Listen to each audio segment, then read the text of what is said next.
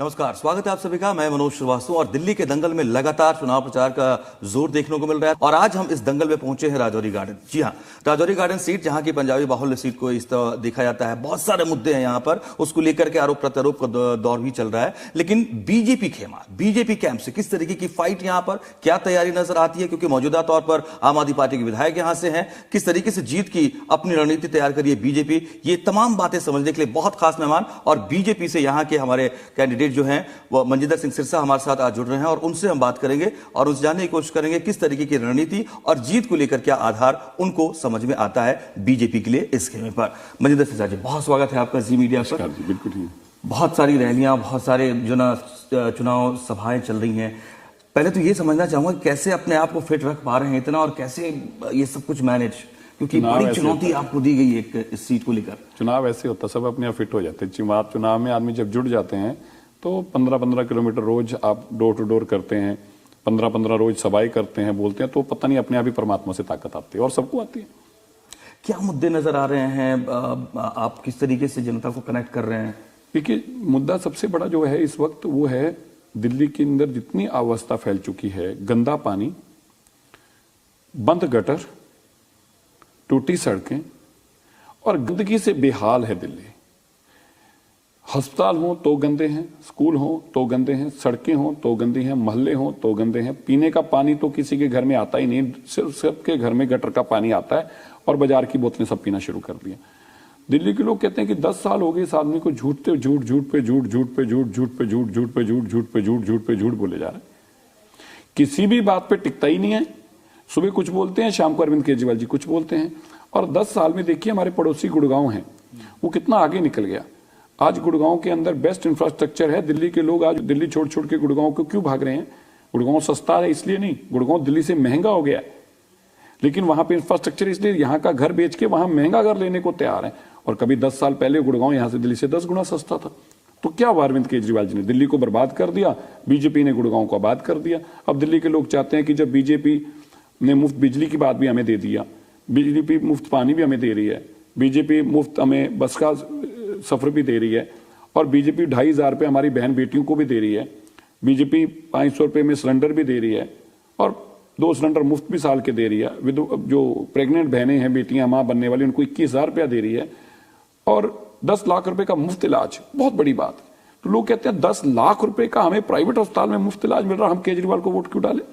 वो तो हमें मल्ला क्लिनिक की लाइन में खड़ा करते, जहां खुद खड़ा नहीं होता, आतिशी खड़ी नहीं होती, लेकिन हमें कहता है कि तुम इधर खड़े हो, मैं नहीं दूंगा तुम्हें, प्राइवेट हॉस्पिटल में नहीं जाने दूंगा। तो क्या हमारे बच्चे केजरीवाल जी के बच्चों की तरह नहीं है? लेकिन वो तो कह रहे हैं कि हमने बिल्कुल मुफ्त कर रखा है इलाज। हमने यहाँ तक कि जो अपनी घोषणा बता रहे हैं संजीवनी योजना के तहत कि चाहे प्राइवेट अस्पताल हो या सरकारी अस्पताल हो, सबको बिल्कुल मुफ्त, चाहे जो भी खर्च की लिमिट हो जाए। महिला सम्मान की बात भी कर रहे हैं। कह तो रहे हैं ना, पर करते तो नहीं है ना। पहली बात। दूसरी बात, सरकारी अस्पताल तो हर जगह फ्री होते हैं, उसका उन्होंने क्या करा है? देश भर में सरकारी अस्पताल फ्री होते हैं। वो कह रहे हैं सरकारी अस्पताल में जाके इलाज करा लो, मैं तुम्हारा मल्ला क्लिनिक खोल दूंगा, वहां जाके इलाज करा लो। अब मल्ला क्लिनिक में जानवरों का इलाज भी ना हो पाए, इतने गंदे हैं, और वहां कोई दवाई के तो और तो कुछ मिलता नहीं है, वो भी नहीं मिलती उधार, वो भी 2-2 महीने तक आती नहीं है। और लोग पूछते हैं कि हम प्राइवेट अस्पताल में इलाज क्यों नहीं करा सकते? क्या अरविंद केजरीवाल जी, उनका परिवार प्राइवेट अस्पताल में इलाज कराता है? हाँ जी। मल्ला क्लिनिक में कराता है? नहीं। आतिशी जी से पूछा कि आप मल्ला क्लिनिक में इलाज कराते हो? उन्होंने कहा नहीं। तो फिर दिल्ली के वासी क्यों मल्ला क्लिनिक जाए? अरविंद केजरीवाल जी ये बताइए, वो क्यों नहीं जा सकता प्राइवेट अस्पताल में? आप बताइए। वो आपकी योजना को बता रहे हैं कि बहुत सारे क्लॉजेस हैं और हमारी योजना से ज्यादा ठीक नहीं है। आयुष्मान योजना की आप लोग बात करते हैं या और भी केंद्र की योजनाओं का जिक्र करते हैं। आप ये कह रहे हैं कि वो हमारे स्टेट में लागू, दिल्ली में लागू नहीं होने दे रहे हैं, लेकिन वो कह रहे हैं कि आपकी योजना हमारी योजना से बेहतर ही नहीं है। उनकी तो कोई योजना ही नहीं है। उनकी योजना कौन सी है तो बताएं, कोई एक योजना तो बताएं। उनकी योजना तो ये है, माफ करना, कहना नहीं चाहता, राम राम जपना पराया माल अपना। वो तो लोगों को बेवकूफ बनाते हैं, बस बन के बोले बन के बैठ जाते हैं और बाद में अपना निकलता के अंदर से शीश महल, निकलते के अंदर से शराब घोटाला, निकलते के अंदर से बस घोटाला, अंदर से क्या निकलता है? बिजली घोटाला। वो तो किसी ना किसी तरीके अपना संत वाला रूप दिखा के और लूट के ले जाते हैं। धर्म को लेकर के एक बीजेपी का अपना एक वोट बैंक कहते हैं और जुड़ता भी है हमेशा से एक तरीके से कि हाँ, ये हिंदुत्व का एजेंडा या धर्म विशेष को लेकर के भी, ठीक है। तो क्या इस बार सिरसा जी ऐसा लग रहा है कि धर्म के आधार पर भी दिल्ली वोट करने जा रही है? जैसे प्रधानमंत्री की रैलियां हुई, ठीक है, योगी जी की भी रैलियां हुई हैं, और जिस तरीके से टिकटों का बंटवारा बीजेपी में हुआ उसमें भी ये स्थिति एक तरीके से नजर आई है।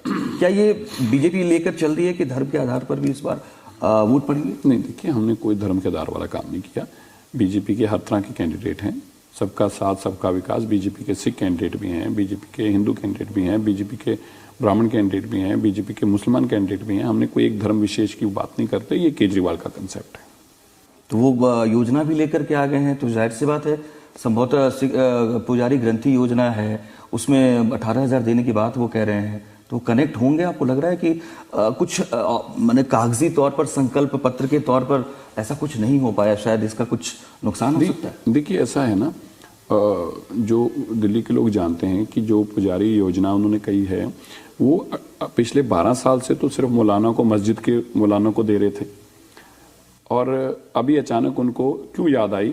वो भी कह रहे मैं दूंगा नहीं तुम्हें, मेरे को अगली बार जिताओगे तो दूंगा। उनको कहते हैं पैसा दूंगा, उनको कहते हैं तुम्हें वादा दूंगा। तो पुजारी कहते हैं कि हमें तो वादे देता है ना, पैसे तुम मौलानों को देता है ना, मौलानों को देता तो फिर मौलानों से वोट ले ले। वादे मौलानों को, पैसे मौलानों को और वादे पुजारियों को, तो फिर वादा है तो फिर ऐसे झूठे वादे रहेंगे ना। जब तुम झूठे वादे करोगे तो वो भी झूठे वादे देंगे। प्रधानमंत्री खुद कह रहे हैं कि सारी योजनाएं जो मुफ्त वाली हैं वो चालू रहेंगी, कोई इसमें डिस्टर्बेंस नहीं होगी, लेकिन आम आदमी पार्टी बार बार ये आकर के प्रेस कॉन्फ्रेंस करके अलग अलग रैलियों में वो भी कह रहे हैं कि भाई आपने कहीं लिखित में हमें दिया कि ये योजनाएं लागू रहेंगी, इसका क्या काउंटर होगा? वो कह रहे हैं कि हमने लिख करके दिया है, हम मुफ्त बिजली देंगे 250, कांग्रेस ने भी बल्कि 300 करके दिया, 300 यूनिट बिजली हम फ्री देंगे। बीजेपी की तरफ से लिखित में ये बात क्यों नहीं हो रही है, केवल जुबानी क्यों हो रही है कि हाँ हम फ्री की रेवड़ी वाली योजना? हमने मैनिफेस्टो में लिख के दिया हमने कि जो भी जन कल्याण की, खाली बिजली पानी नहीं, जो भी जन कल्याण की योजनाएं हैं, किसी योजना को भी बंद नहीं किया जाना चाहिए और होना भी नहीं चाहिए। क्या है, मुफ्त बिजली होनी ही चाहिए। हम तो कह रहे हैं इससे भी ज्यादा होनी चाहिए थी, केजरीवाल जी ने क्यों कम दी? हम तो ये कहते हैं कि उसके बाद के यूनिट जो हैं उनका रेट भी तय होना चाहिए। तुम उनका ज्यादा रेट क्यों मांग रहे हो उनसे? उन पे सरचार्ज क्यों लगा रहे हो लोगों पे? वो भी नहीं लगना चाहिए। हमारा तो बड़े स्पष्ट मानना है। केंद्र की योजनाएं जो लागू नहीं हो पाई, क्या उसका तो बहुत नुकसान हुआ दिल्ली को? हाँ, मैं ये जानना चाह रहा था आपसे कि उसको, क्योंकि बीजेपी के लिए बड़ा इंपॉर्टेंट होता वो फैक्टर। नहीं, बीजेपी के लिए नहीं होता, दिल्ली के लोगों के लिए होता। मान लीजिए अगर यहाँ 5 लाख में अभी तक प्राइवेट अस्पताल में फ्री इलाज हो रहा होता तो कितने लोगों की जानें बच जाती। कितने लोग जो आज सरकारी अस्पतालों में धक्के खा रहे हैं, उन लोगों को प्राइवेट अस्पताल में जाके पैसे देने पड़ते हैं इलाज के, उनको पैसा ना देना पड़ता। हर परिवार का, हर सदस्य का 5-5 लाख रुपए बचा होता तो आप सोच के देखो क्या दिल्ली का माहौल होता। दूसरी बात, इसी तरह जल योजना है, पानी के लिए दिल्ली सरकार क्या सोचती है कि बस भी नहीं लेनी, पानी भी नहीं लेना। क्यों? क्योंकि मोदी जी का नाम हो जाएगा। अगर बसें चलेंगी इलेक्ट्रिक की दिल्ली के अंदर तो लोग देखेंगे कि यार मोदी ने बसें दे दी, कह रहे टूटी बसें चलाऊंगा लेकिन नहीं लेके आऊंगा क्योंकि मोदी की बसों से। तो उनकी सोच ये है। पूरे देश के अंदर कोई ऐसा काम नहीं करता। सभी स्टेट की गवर्नमेंट जो है केंद्र की जो योजनाएं होती हैं उनको लागू करते हैं ताकि उनका लाभ उनके लोगों को मिले। लेकिन ये अकेला आदमी है जो कहता है कि मेरे के लोगों को लाभ मिले ना मिले, लेकिन मेरे को बीजेपी मोदी की फोटो नहीं दिखनी चाहिए, उससे मेरी वोट टूट जाएगी। मेरे को तो उनको भूखा पैसा मारकर ये कहना है कि देखो मैं ही तुम्हारा मसीहा हूं। पहली रैली केंद्रीय गृह मंत्री की आपके लिए, इसको किस तरीके से आप ऑब्जर्व करते हैं आने वाले समय में, अब चूंकि 5 तारीख भी नजदीक ही? देखिए, हमारे पास पहली रैली हुई क्योंकि हमारी बहनों की उन्होंने अनाउंसमेंट करनी थी और हमने उनको ये विश्वास दिलाया था कि जितना लोग यहाँ आपको चाह रहे हैं और जितने हजारों की तादाद में लोग इकट्ठे होंगे, और बहुत बड़ा जनसैलाब वहाँ पे इकट्ठा हुआ। हम मानते हैं कि दिल्ली का उस रैली से माहौल बदला है और दिल्ली के लोगों को समझ में आने लगा कि केजरीवाल झूठे सिर्फ वादे करते हैं। अमित शाह जी ने मंच से बताया कि कैसे हम बहन बेटियों को 2,500 रुपया देंगे, कैसे नियमित कॉलोनियां जो हैं, जो इन लोगों को मालिकाना हक मिलने वाला उनको मालिकाना हक मिलेगा, और जहां झुग्गी वहीं मकान, जिनका झुग्गियां हैं उनको अपने मकान पक्के बनाएं कि दिल्ली की सरकार एक होगी जब, तो उनके पक्के घर भी बन पाएंगे। आपने केंद्र की योजनाओं का जिक्र किया, हम लोग बात भी कर रहे हैं। देखिए, अरविंद केजरीवाल ये कहते रहे कि लगातार कि हमने तो घर देने की कोशिश की थी लोगों को, ठीक है, केंद्र की तरफ से हम इस पर रोक लगा दिया गया कि आप अभी घर नहीं दे सकते हैं, उन्होंने उसको होल्ड करके रख दिया। फिर इसी के साथ जुड़ा कि भाई रोहिंग्याओं का मसला भी है और उसको लेकर के एक अलग जाति वर्ग जो पूर्वांचल है उसको लेकर के भी बात सामने आई कि आप उनका अपमान भी कर रहे हैं। ये पूरा जो है एक मतलब कहें कि एक स्थिति ऐसी बनी जिसमें कहीं ना कहीं ये बात कहने की कोशिश की आम आदमी पार्टी ने कि केंद्र ने बिल्कुल भी मदद नहीं किया हमें, ना तो लॉ एंड ऑर्डर पर मदद किया और ना ही अन्य स्कीम जो केंद्र से कोऑर्डिनेट होकर के चल सकती थी, और इसकी ये फेलियर केंद्र का है। नहीं तो इसका मतलब तो ये मानते हैं कि वो अगर केंद्र ने सपोर्ट नहीं किया तो इसका मतलब वो दिल्ली में काम तो नहीं किया उन्होंने कुछ भी, ये तो खुद मान गए। फिर वो जो कहते हैं कि मैं घर भी नहीं बना के दे पाया, मेरे को केंद्र ने सपोर्ट नहीं किया, मैं पानी भी नहीं साफ दे पाया, केंद्र ने सपोर्ट नहीं, तो क्या आप दिल्ली के लोगों को इसे तुम तड़पाते रहोगे? ये बहाने लगा के दिल्ली के लोगों का जीना हराम करके रखोगे? क्या दिल्ली के लोगों को अधिकार नहीं है सम्मान से जीने का? क्या झुग्गी वाले के पास, अब वो कहते हैं कि आप बीजेपी वाले झुग्गी वालों के पास जाके सो रहे हैं, हम तो नहीं चाहते थे, हम तो चाहते थे उनके बहुमंजिली मकान होते जैसे मोदी जी ने दिए हैं, तो इस तरह आप भी देते उनको। हम तो नहीं चाहते थे कि वो बेचारे झुग्गियों में रहें, लेकिन आपने उनको 10 साल झुग्गियों में रहने को मजबूर किया और खुद का शीश महल बना लिया। तो आपको बताना होगा कि आपने अपना घर तो शीश महल बनाया, लेकिन उनकी आप झुग्गी की जगह मकान भी नहीं बना के दे रहे। वो कह रहे हैं शीश महल तो हम दिखाने के लिए तैयार हैं, आप दिखाने के लिए नहीं दिखा रहे हैं। तो ये मानते हैं ना शीश महल है, ये तो मानते हैं ना शीश महल है। तो ये तो उनके पर्सपेक्टिव बनाने का तरीका। राजमहल तो बाद में कहेंगे देखिए राष्ट्रपति भवन इतना बड़ा होता है, उसमें 800 कमरे हैं, वो तो हैं, बना हुआ है, गोरे बना कर दे के गए हैं, क्या करें उसको, गिरा दें? तुम बताओ कि तुमने 100 करोड़ का घर अभी क्यों बनाया? क्या जरूरत थी 100 करोड़ रुपए के घर की? बताइए, आज झुग्गी वाले को घर जरूरी था या 100 करोड़ का केजरीवाल जी का घर जरूरी था? वो ये जो कंपैरिजन करते हैं ना बाद में, जब तो शीला जी की कहते थे शीला जी के घर पे 10-20 एसी लगे हुए हैं, अब 250 एसी लगे हुए हैं, अब कह रहे इसकी बात मत करो। अब राष्ट्रपति भवन पहुंच जाते हैं कि राष्ट्रपति भवन में इतने एसी लगे हुए हैं जी, राष्ट्रपति भवन इतना बड़ा है जी, तो क्या करें, बुलडोजर लाके राष्ट्रपति भवन को गिराएं क्या? बुलडोजर तो बीजेपी का खैर बड़ा फेवरेट एक्शन प्लान रहा है, लेकिन वो उनके है जो कानून नहीं मानते। खैर ये कह रहा था कि पंजाबी बिरादरी को लेकर के थोड़ी अगर हम बात करें, वो 98 का दौर जहां संभवतः मुझे लगता है 15-20 विधायक जो है पंजाबी वर्ग के, बेशक अलग अलग पार्टियों से चुन करके, लेकिन वो थोड़ा सा श्रिंक होता गया लगातार। आज स्थिति ये है कि 6-8 मेरे ख्याल में इतने विधायक जो हैं, 6 विधायक 7 विधायक, तो ये पंजाबी वोट कैसे डिस्ट्रीब्यूट हो गया? ये तो बीजेपी के साथ कनेक्ट रहता था। कनेक्टेड है आज भी, ऐसा नहीं है, कनेक्टेड है आज भी, लेकिन ऐसा है बाहर पूर्वांचल से, बिहार से, मतलब देश के अलग अलग कोनों से दिल्ली के अंदर इतनी ज़्यादा जो माइग्रेशन हुई है कि उनका वोट बैंक बहुत बड़ा है, उनको भी सम्मान बराबर ही मिलेगा ना। अब ऐसा तो नहीं हो सकता कि जिसका वोट बैंक जितना है उसके संतुलन में उसको थोड़ा बहुत कम तो हो सकता है, लेकिन सम्मान तो सबको ही मिलना चाहिए। इसलिए ऐसी बात है कि पंजाबी वोट बैंक, पंजाबी यहीं पे ही है, पंजाबी कहीं चले नहीं गए, लेकिन पंजाबी जब इस शहर के अंदर पंजाबी थे तब इस शहर की गिनती जो थी वो 50 लाख 80 लाख पॉपुलेशन थी, आज 3.5 करोड़ पॉपुलेशन है। वो जो 4 गुना पॉपुलेशन, मतलब 15 गुना पॉपुलेशन जो बड़ी है, 20 गुना पॉपुलेशन जो बड़ी है, वो पॉपुलेशन में पंजाबी बहुत कम आए हैं और इसलिए पंजाबियों की गिनती कम है। तो आप ये कह रहे पूर्वांचल इन्फ्लुएंस की वजह से भी संभवतः, नॉट जस्ट पूर्वांचल, सभी तरह के, सभी देश से हर कोने से आने का अधिकार है सबको, और सब लोग ही आ रहे हैं, दिल्ली राजधानी है देश की। ठीक है, आपको लगता है कि प्रवेश वर्मा ने जिस या फिर और जो स्टेटमेंट्स आए, मतलब जो भगवंत मान और उनके काफिले को लेकर के दिल्ली में प्रचार को लेकर के, और वो स्टेटमेंट शायद पंजाब सिख जो लोग हैं उनके सेंटिमेंट को शायद कहीं हिट किया होगा, तो शायद ये कुछ गलत हो गया लोगों को लगता है कि हाँ, नहीं देखिए, प्रवेश वर्मा ने जो बोला, वो प्रवेश वर्मा ने क्या बोला कि जी ये नंबर प्लेट, लेकिन उसका जो बोलने की बात थी, जो उसको पंजाब वर्ड यूज बोला, वो गलत बोला गया, उससे उसमें कोई शक नहीं है, लेकिन ना तो उसकी ऐसी इंटेंशन थी, ना ही किसी को ऐसा बोलने का अधिकार है। आम आदमी पार्टी ने उसको बनाने की कोशिश की, लेकिन लोग जानते हैं विषय क्या था कि पंजाब की गाड़ियां जो हैं चुनाव में आई हुई हैं, विषय तो इतना ही था। और उसने जो बात कही वो पंजाब के संदर्भ में जब कही, तो अरविंद केजरीवाल ने और भगवंत मान ने उसको बनाने की कोशिश की, क्योंकि अरविंद केजरीवाल के सामने प्रवेश वर्मा चुनाव लड़ रहे हैं। पंजाब से सिखों से बड़ा कोई देशभक्त नहीं हो सकता, सिखों से बड़ी किसी की देश के प्रति अपनी वफादारी नहीं हो सकती।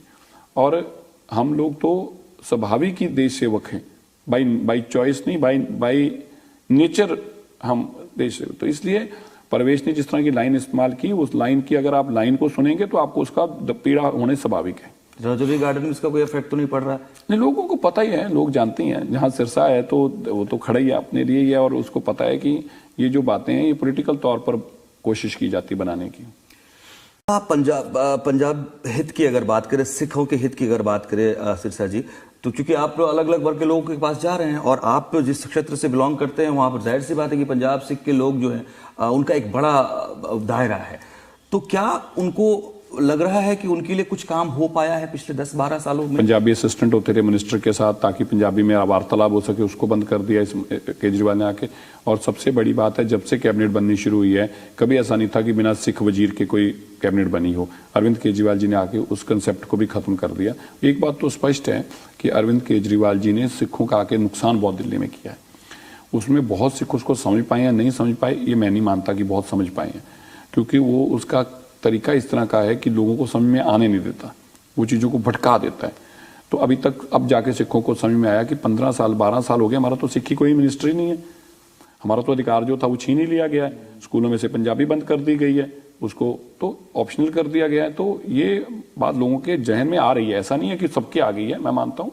और दूसरी तरफ जो मोदी जी ने काम किया, ऐसा नहीं है कि उसका भी सबको पता चल गया है, बहुत लोगों को अभी भी नहीं पता, वहाँ भी हमारी फेलियर है। हम अपनी कम्युनिटी के लोगों को ये बताने में अभी तक भी नाकाम रहे कि जितने बड़े कदम उठाए गए, चाहे हमारे साहिबजादों का पूरे देश के अंदर नाम पहुँचाना हो, चाहे करतारपुर साहब की बात हो, चाहे पंजाबी लैंग्वेज में सबके लिए नौकरियां उपलब्ध करानी हो। देखो, बहुत बड़ी बात है कि आज आप पैरामिलिट्री फोर्सेस में खाली पंजाबी गुरमुखी में टेस्ट देके नौकरी पा सकते हैं।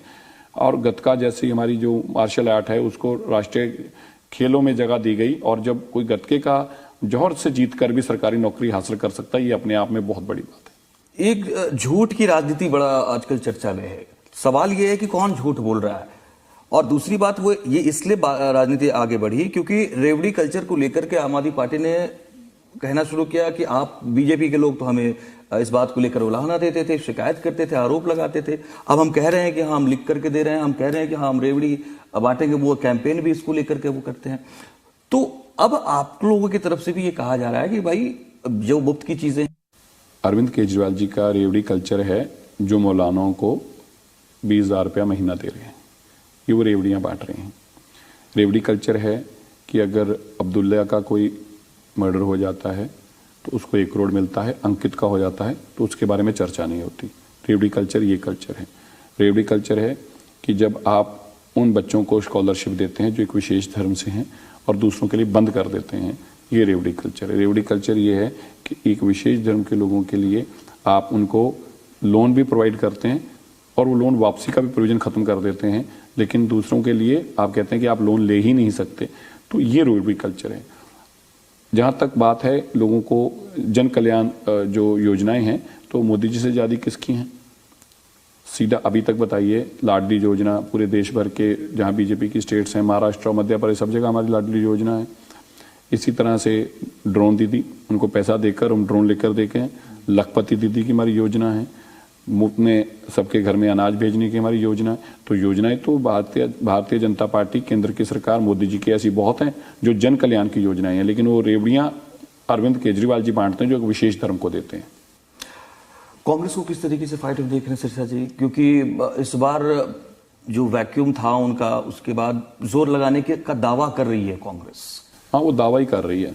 वो अपने जैसे ट्रैक्टर को खड़े खड़े वहां पे रेस दिए जाते हैं ना, जोर जोर से आवाज निकलवाए जाते हैं, बस वहीं खड़े खड़े रोज आवाज निकलवाए जाते हैं। वो कुछ नहीं कर रहे, दोनों मिले हुए हैं, दोनों एक हैं, दोनों का मकसद एक है। राहुल गांधी तो पहली सभा में कहते हैं कि ये बीजेपी और आम आदमी पार्टी वाले मिले हुए हैं, पहली लाइन उन्होंने शुरू की है। ठीक है, अच्छा तो मिलेंगे, फिर मिलके क्या मतलब, हम क्या करेंगे मिलके? हमें बीजेपी की सरकार बनाने देगी आम आदमी पार्टी? हम तो जानना चाहते हैं कि ठीक है, आपकी बात भी मान लेते हैं, कोई बुरी बात नहीं है, आपने कहा है तो उस पर विचार तो होना चाहिए ना। दो ही बातें, या तो लोग ये कहें कि यार ये बच्चा है, बच्चों वाली बातें करता है। एक, अगर आपकी सीरियस बात है तो आप बता दें मतलब क्या मिलके रहने का, कि इस बार बीजेपी की सरकार बनाने देगी आम आदमी पार्टी। तो हम तो कह रहे बनाने दें, अच्छी बात है।